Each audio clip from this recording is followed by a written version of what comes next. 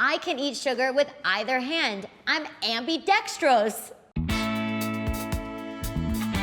Hi, I'm Tracy Lockwood Beckerman. I'm a registered dietitian in New York City, and it's my job to help you figure out what to eat and why. Today, we're talking about a sweet topic in the food world, sugar. Treats are everywhere, tempting you as you walk down grocery store aisles, following you home, flirting from afar, and even sneaking onto your TV screens. And I have so many questions. What are the different kinds of sugar? Are there better alternatives for your favorite sweet treat? How much sugar, if any, is okay to have? What does it do to your body? And what the heck do people mean when they say added sugar versus regular? Now I'm here to answer all of these questions and more before you sugar rush off to celebrate and salivate this season.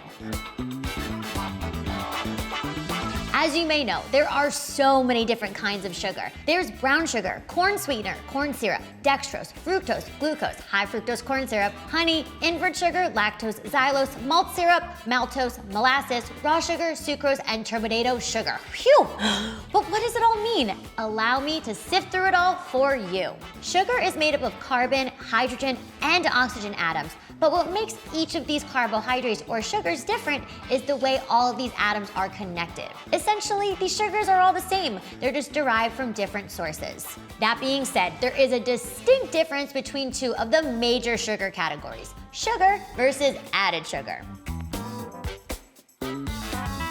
Sugar naturally occurs in foods. Natural sugars are found in whole, unprocessed foods such as fruits and veggies that normally have fewer calories and less sodium with a higher water and nutrient content than foods with added sugars.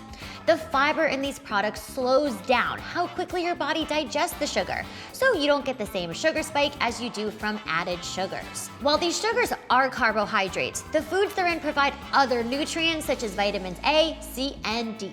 Added sugar is what it sounds like. It's sugar that has been added during the manufacturing and prepping of a food. Take, for example, oat milk. It has naturally occurring sugar because it's made from oats, a carbohydrate.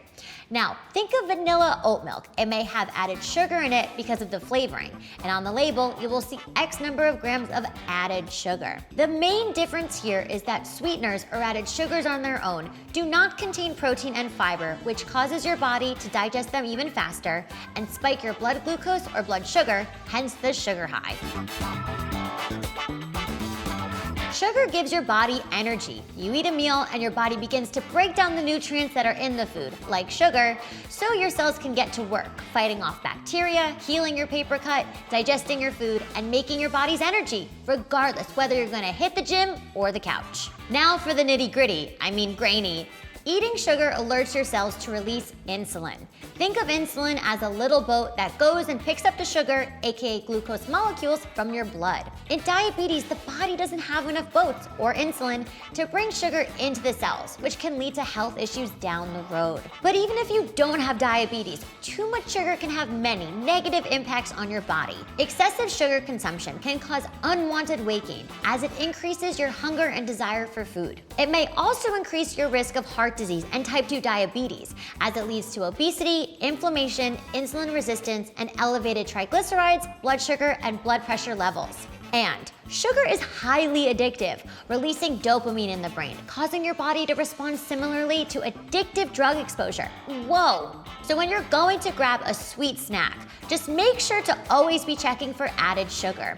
You can also Google the glycemic index, which tells you how quickly your blood sugar will rise after eating carbohydrates.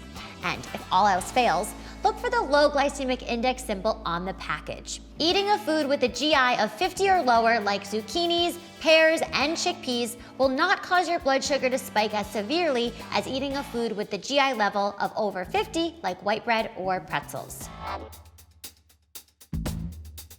These days, there are a ton of sugar alternatives on the market, but not all are created equal.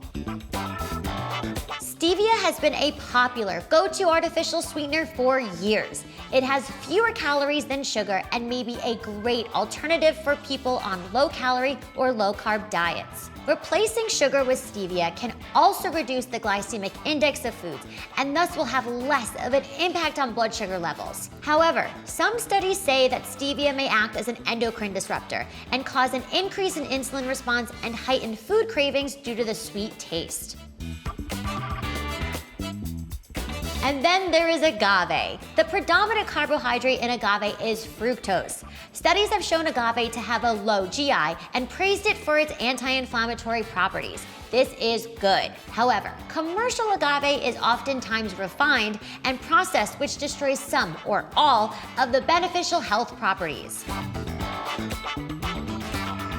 Coconut sugar has a high content of micronutrients like iron, zinc, calcium, potassium, and has disease-preventing short-chain fatty acids like polyphenols and antioxidants. Studies have shown that coconut sugar can help reduce blood sugar levels when compared to those eating regular table sugar. This is likely due to the higher fiber content in coconut sugar. That being said, coconut sugar contains the same amount of calories as regular sugar, still has fructose in it, and is similar to most added sugars, so be sure to use in moderation. Honey has more calories than sugar, is technically sweeter, and has more fructose, but honey has micronutrients, antioxidants, trace amounts of vitamins and minerals, as well as a lower GI index than white sugar, so it's generally the better, more natural option.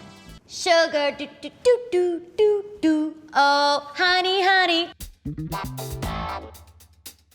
Maple syrup is 2/3 sucrose, or table sugar in makeup. Therefore, it still has a high glycemic index, just not as high as white sugar. That means it raises blood sugar at a slightly slower rate while also containing some nutrients and antioxidants. Some of these alternatives are not as bad as white sugar, but they cannot be objectively labeled healthy. Because no matter the type of sweetener you choose, it's important to consider the glycemic index. We want to make sure our blood sugar stays stable to prevent spikes causing moodiness, sugar cravings, hormone imbalances, and insulin resistance. Although you may have been looking for a sweeter answer, I'm going to refer back to my favorite line. Moderation, moderation, moderation. That's 6 teaspoons for women and 9 teaspoons for men. Give me some sugar and subscribe to Well+Good's YouTube channel. See you next time for another episode of You vs. Food. Oh, you just subscribed? Oh, you're too sweet. I just took a DNA test, turns out I'm 100% that sweet. I'm not gonna sugarcoat it, I have a terrible voice.